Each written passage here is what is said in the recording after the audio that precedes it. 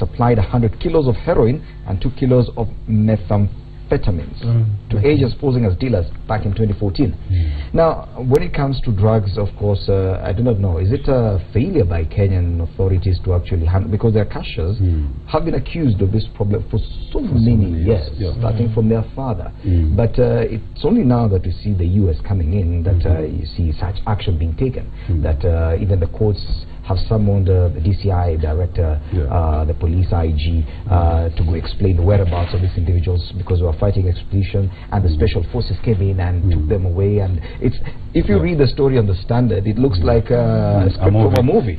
Absolutely, yes, absolutely, Fred. I think this is a huge, a big phenomenon when it comes to addressing the issues of drug menace, especially at the coast, which has been touted as attractive, route or pathway for, trafficking drugs to other regions. And Kenya being so strategically positioned in terms of geopolitics and or alike, you realize that it has attracted all the big fish when it comes to drug trafficking to other countries, especially in Somalia, where it finds its market to other countries, Yemen and all that.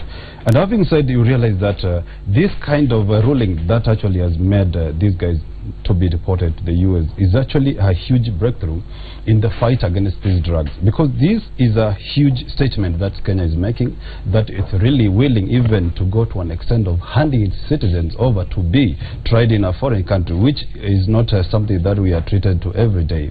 And therefore it opens a new chapter in terms of collaborations, partnerships and synergies that are aimed at actually addressing this thing for once and for all.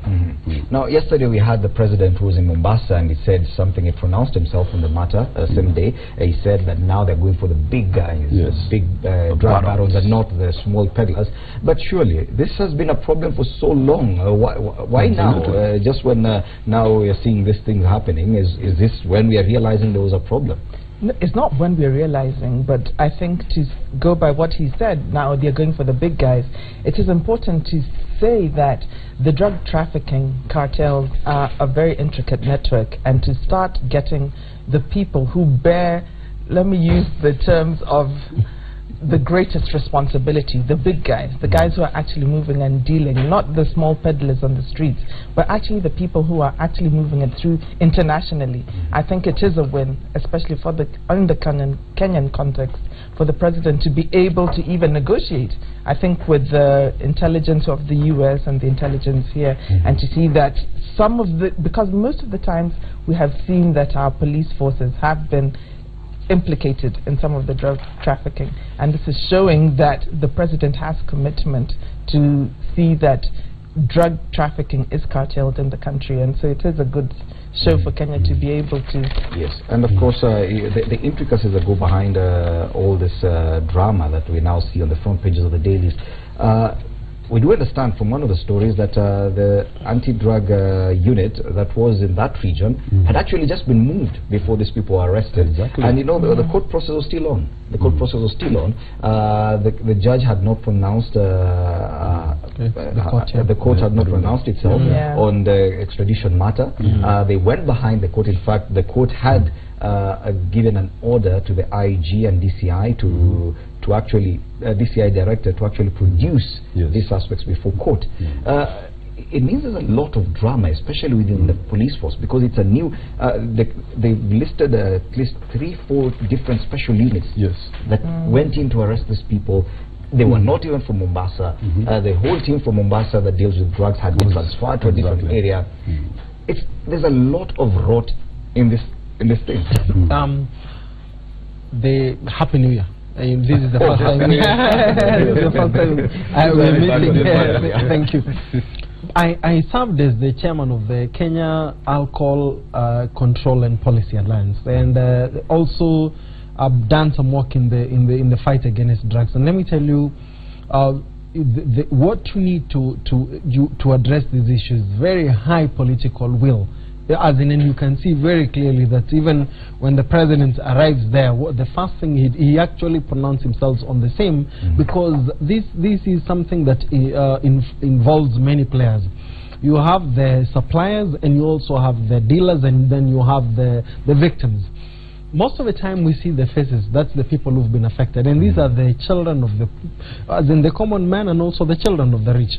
Now, for you to deal with the drugs, you've seen even from the US, you have to have very strong capacity, and also a police force that is committed to upholding integrity. And you've actually confirmed they had to do transfers for this to happen, because they are so powerful, they have resources, they are able to compromise the system. Now, there are also there was also, remember, there's a ship that was sunk at the coast. So one of the things that tells you is that they also can abuse the system to be able to advance their cause. Here you have people using the court process to do what? To delay and to continue with their businesses. And also, you remember the last time the ship was sunk, even though it was meant to be an exhibit in court. So you ask yourself, the elements, how do you balance the rule of law and your slow processes and harm among the very people? Unfortunately, that particular case is actually still in court. People have challenged the sinking of that ship, and it's still a matter before. And that's why I'm saying we need to have a conversation among ourselves that ultimately, whereas we have committed ourselves to saying rule of law is one part of our national values, but also we should be courageous enough to say no when the system is being abused to actually cause harm among our people. Because have you seen, if you actually just visit one of these hospitals one of these days, and you see what drugs does to the children, it actually destroys an entire generation. You have parents who've given birth to the youth who are meant to actually advance the cause of society. The same parents going back to rehabilitate with the same resources. It is a messy affair. And many who profit from it, I think, would probably just say that's collateral, because you're finding very many livelihoods who are dependent on this trade. And so you're finding many people, especially even politicians, but you wouldn't be able to pin them to the trade that have interests in the drug trade. But it is the common wananchi now who are the collateral damage. When the report from the embassy, remember when Randberger was here, it was very clear that there was a report, even Saitoti was meant to table the late Saitoti in Parliament. Big names. The unfortunate thing, Fred, is actually when money from drugs gets its way into the politics of the land. And as you can see very clearly, they are already characterized. In fact, it's not about even the political wing itself that suffers due to this kind of money being infused from drug trafficking. In fact, if you look at the amount of damage that this money is able to do, even within the government system itself, you realize that there are some countries which are even playing to the tunes of barons, like the northern triangle, where El Salvador and countries such as Guatemala are suffering huge, because those guys are able even to demarcate huge chunks of land and control them physically and establish their own small governments, semi-governments or quasi-governments within a government itself. And therefore, the president has done the best thing actually by stamping his authority to ensure that this does not escalate to that level where infiltration of this money can even strengthen the separatist groups and other vigilantes within, which can actually cause a huge havoc within the society itself. And therefore this is an area that perhaps I think it's a big signal for us actually to move in the right direction as a country. Now on page 2 of the Daily Nation we have more pictures of these suspects who have been extradited to the US. Of course, they arrived in New York. That's where they're facing these charges. And we can see Vijay Gigri Anangrigri Glaswami, whatever his name is, Ghulam Hussain and Ibrahim Akash Abdal in chains. And they're actually in chains. That's why I'm saying, if you read this and you actually look at some of the pictures, it looks like a script from a movie. Exactly. Let's now move on to other stories. And of course, the biggest disappointment for Kenya this week was the loss by CS Amina Mohammed in the race for AUC chairperson in Addis Ababa, Ethiopia. Yesterday, Amina Mohammed came out and spoke to the media for the first time after her loss, and the headline reads, Amina blames loss on betrayal by neighbors. We do have this story by Jackie Maribe, because Jackie Maribe is still yet to return home from Addis Ababa, Ethiopia. Let's take a look at the story and what Amina Mohammed had to say. 3 days. Disappointment, betrayal and lessons on trust. These Just some of the take-home feelings of the Kenyan delegation as they exited Ethiopia after a grilling loss at the African Union Commission race for chairperson. A seeming favorite of Foreign Secretary Ambassador Amina Mohammed came so close but ended so far.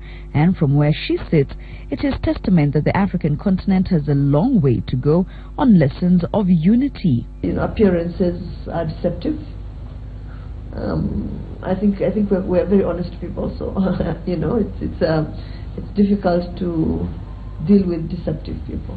That it became a race-pitting Anglophone versus Francophone countries is not in doubt. The Francophones standing together in the vote that saw Chadi and Musa Faki Mahamat carry the day. Only in this conference, I've been to many conferences. I think France is recognized in Africa. They have a grip on their former colonies, unlike the Anglophone. Whose interests should play out on the floor of the African Union? Is it us as Africans, or is it somebody else from outside? We never are lost, we only learned. Because at any given time, you never lose, you only learn. And I've also indicated, you only lose what you had before. An overwhelming sense of betrayal at a time when Kenya expected her allies' shoulders to rest her head. By the time of going to the vote, the Kenyan delegation had been unable to raise her numbers from a 16-country support base. That should have been reason enough to raise alarm. Sources indicate President Kenyatta's upset is that a false sense of might had been reported back to him by the Kenyan lobbying team, only for the true picture to be made clear in the closed-door vote session. But that Djibouti, Uganda and Burundi are among those that didn't back Kenya when she needed them the most has raised temperatures. Needs to be verified, of course, but some of them were hard discussing it. And, when you hear some discussing it and gloating over it, then you know that there's something there that is not totally kosher. 4 countries in East Africa did not side with Kenya. And I think it's because of Djibouti had a good reason. They said the deputy was from Djibouti. And if Amina won, then there was no way the deputy can come from the same region. We have seen the dynamics how the voting works. So it was a very good experience. And we have known even our close regional friends how they behaved yesterday. When all is said and done, crucial lessons are emerging, and in the diplomatic sphere moving forward, the Kenyan delegation feels it is really showing them how they should interact with their counterparts on the African continent, and this is where the focus will lie moving forward, lessons that they are saying they will not take casually. I am Jackie Maribe reporting from the African Union headquarters in Addis Ababa, Ethiopia. Yes, that story by Jackie Maribe from Addis Ababa, Ethiopia is what we want to discuss now with my panelists. And I need to clarify that what CS Mwangi Kiunjuri's statement, he said we did not lose. We never lost. Yes. We learn. Yeah, because I've heard some people confusing if they said we never lost, we ran. Yes. It is we learn. And we've learned a lesson from that loss. Yes.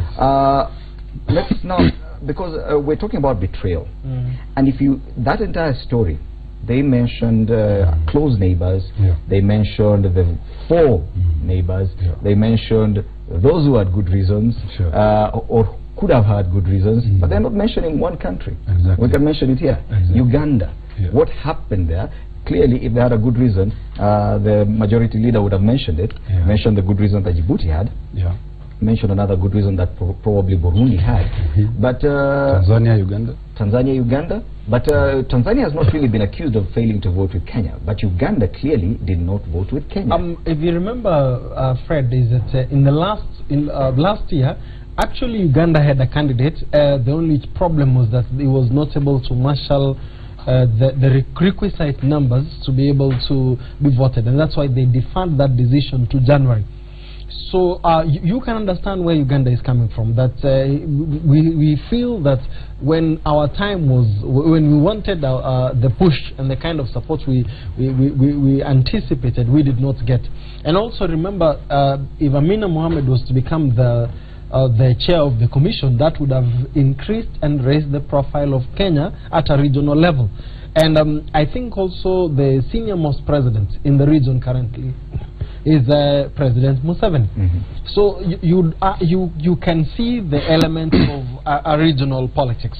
But looking at the candidature of Amina Mohammed, for me the lessons I picked locally, one is that it is very important to actually rally the masses and Kenyans in terms of when such an initiative is coming, because you remember there were a lot of bile and a lot of toxicity online because of our local politics that actually got to be infused into our candidature. So for me, one major lesson is that a government that is in power, at times when they are lobbying for this position, you cannot ignore domestic politics, because they were saying, how can we be spending a lot of resources in pushing for this candidature when we have real problems back at home? So for me, domestic support. And one thing I had people discussing yesterday, I was saying that if at all Amina Mohammed would have won that election, it would have been a win for Kenya.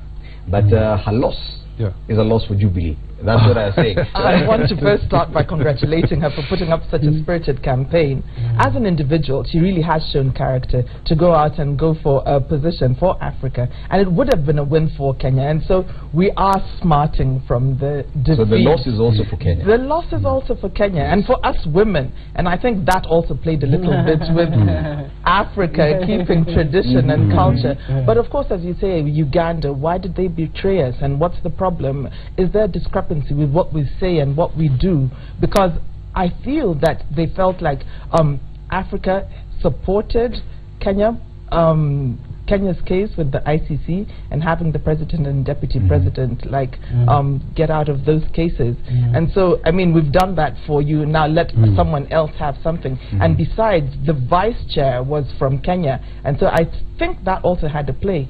And I would have wanted to see maybe the chairman of the Super PAC, I think was CS Matiang'i, and when he went out, and when you have a leader who is like messaging, saying that what we're bringing to the table is technology and high, you know, he cut his teeth in information technology, and that's probably not the interests of Africa. Africa wants to look at trade and economic development, and you're having your Super PAC lead saying that we're going to be bringing new technology, whereas at home you're not doing that. You've even said the next voting is going to be manual. And so there is a discrepancy in all that. I think when you talk about internal politics or domestic, let me first thank her and congratulate her. She has also done so.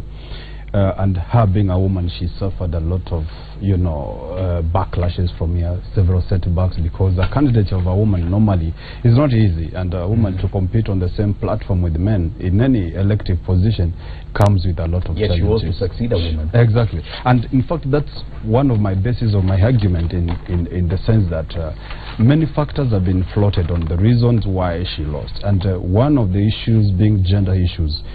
Maybe most of the leaders who voted were not prepared maybe to replace a woman with another woman, and maybe felt this is the high time maybe they can try a man. And again, you see, the reason also given by, you know, herself that perhaps she's suspecting of betrayal issues. I think it's the high time that Kenya perhaps reflects on its international relations and how it relates with the rest of the world here, especially here in Africa and our closest neighbors.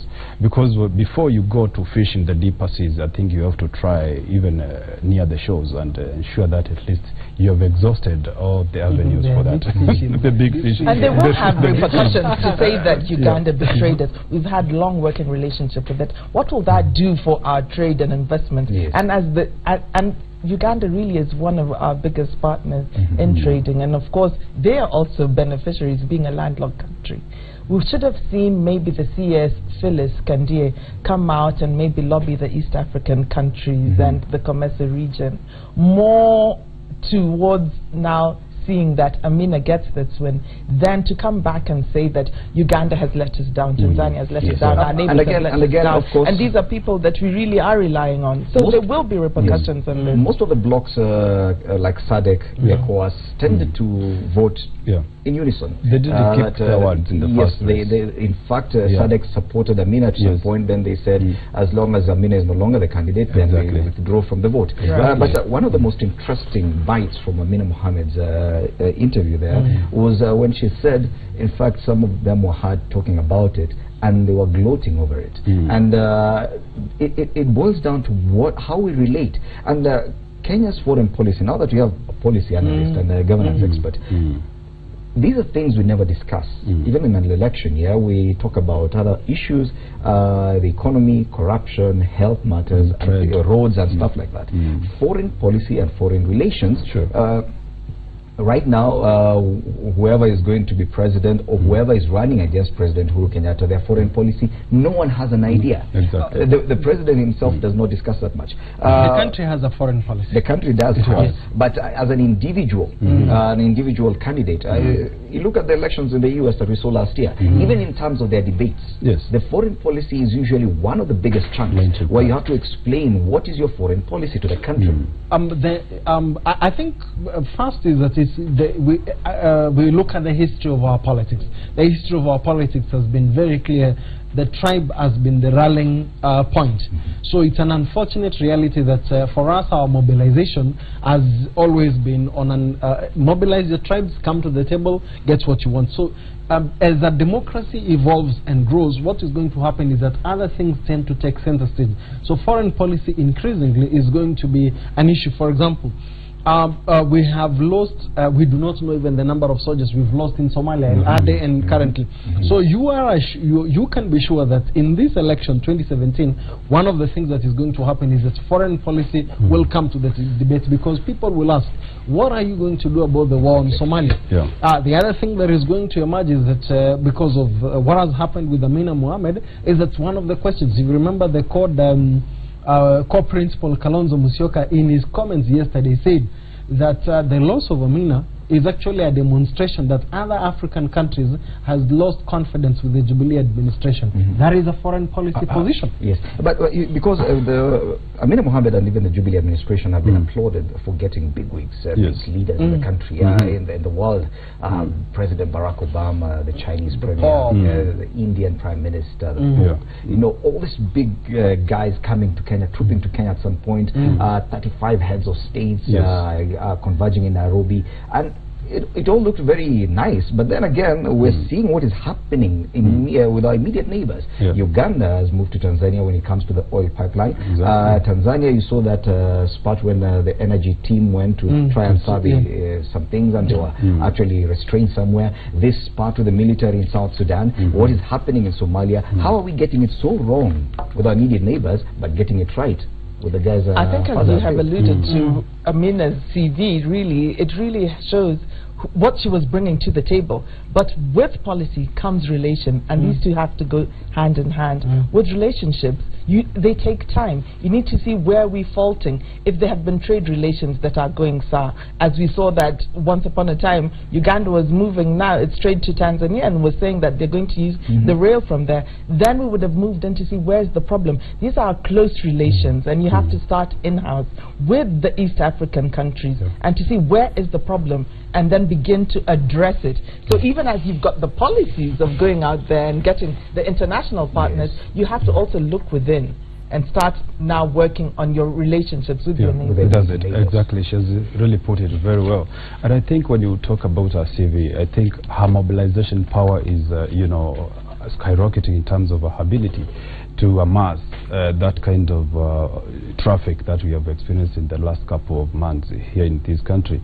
And again, when you look at the number of abstinence cases, 16 of them in Africa, I think it also shows how Africa has got into a division sort of setup, because I don't think that all is well in Africa when it comes to agree on issues in principle, such as voting for a position like this one, because I would expect at least 2 or 3 to abstain, but 16 is a whooping number for a continent which is actually striving to gel or to come as an economic bloc in terms of geopolitics of the day.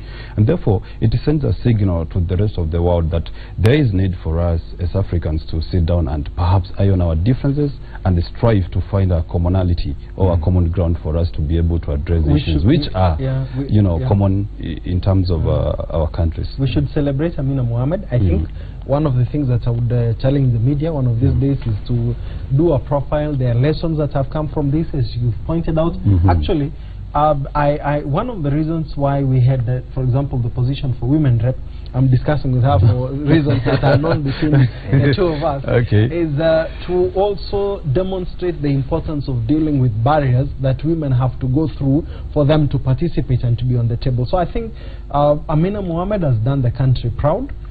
She has demonstrated, as professionals, you can actually be celebrated for what you have in your CV. Moving forward, in an election, it's win and lose. So there was bound to be somebody. So I think we should also be not be too tough on her. She has demonstrated the grace. She's made the country proud. I think, as you pointed out, the level of international engagement that Kenya has had under our watch is actually immense. We had the WTO, and she was here. We had the Japan, Tokyo, the conference for Africa. We had also the POP. I think we need to, when has learning from such events, we also need to have the integrity and the courage to be able to say, on this you have excelled, kudos and a clap for you. On this we learn our lessons moving forward, because other positions will come in and we will need to continue lobbying. Do you think she should come back and now focus on relations with our immediate neighbors? Because that is a concern. Absolutely. I seem to be getting it wrong with our immediate neighbors. The former British Foreign Secretary says that Britain does not have permanent friends or permanent enemies. We only have permanent interests. So what I can tell you is that Kenya does not have, in politics, we don't have permanent friends nor permanent enemies. This was just an incident. Kenya has permanent interests. Well, I would say that in Africa you need to really take care of your neighbor. Absolutely. And taking care of yourself. You first start with your image. Because I saw someone's statement that said that Kenya's corruption is just skyrocketing, and we don't want that coming out into Africa. And maybe that is an image. So what you're saying and what you're doing, as opposed to what's going on in your country, is affecting these relationships. And maybe that's something that we need to also have to look at. Okay, we need to wrap up this. And we take a short break now. When we return, we move on from this issue and we discuss the rather poor numbers that IEBC has managed to get in the last 2 weeks of the ongoing voter registration exercise. 1.53 million new voters against a target of by now 3 million by now we should have. That means we only have 25% of the 6 million target. We'll be discussing that as well as NASA unity, but that when Pub Breakfast returns.